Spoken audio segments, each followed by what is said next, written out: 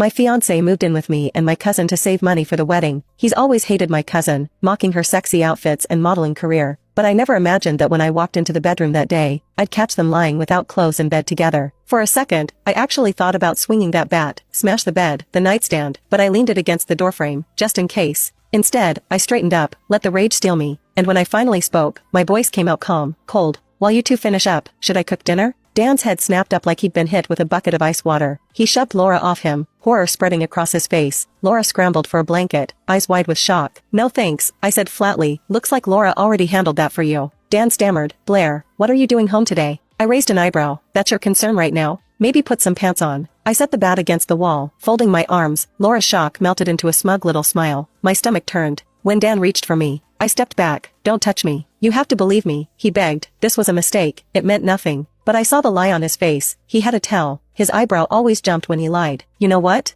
It doesn't matter, I said, lifting my chin. One time was enough. He lunged to hug me, but I shoved the bat against his chest. Back off. She seduced me, he insisted. You know what she's like. Laura shot up, furious. He's lying. It's been going on for months. Dan spun on her. Shut up. I just shook my head. Doesn't matter if it was once or 100 times. Dan, you were the one in a relationship, not her. So if she's a cheap woman, what does that make you? And with that, I grabbed my bags, rushed out, and slammed the door. Their voices chased me down the stairs, his shouting, her crying, but I didn't look back. I flagged a cab, slid inside, and finally let the tears spill. The driver glanced at me in the mirror, tissues in the console. Hon. I muttered thanks, cleaned myself up, and ignored the 6 missed calls from Dan lighting up my phone. His excuses could rot. By the time the taxi pulled up to Kingston Industries, I forced a smile and asked the driver, be honest, do I look like a woman who just caught her fiancé with her cousin? He hesitated. Your eyes are a little red, but that's it. That kindness nearly undid me, but I hauled my suitcase to the curb and marched inside. Whatever came next, I wasn't giving up my job. At the lobby desk, Maggie stared at me, bat still in hand like I'd just walked in from a crime scene. I handed her everything and went to freshen up. A little powder, lip gloss, and I almost looked normal. I rode the elevator up, brain spinning. Should I tell my cold boss Roman about Dan sneaking out on company time? It felt petty, but the thought nagged at me. Kara at the executive floor waved. Hey, Blair, didn't expect you today. Just catching up on notes, I said, relieved Roman wasn't in. I slipped into my office, dropped the engagement ring in a drawer, and headed straight for his liquor stash.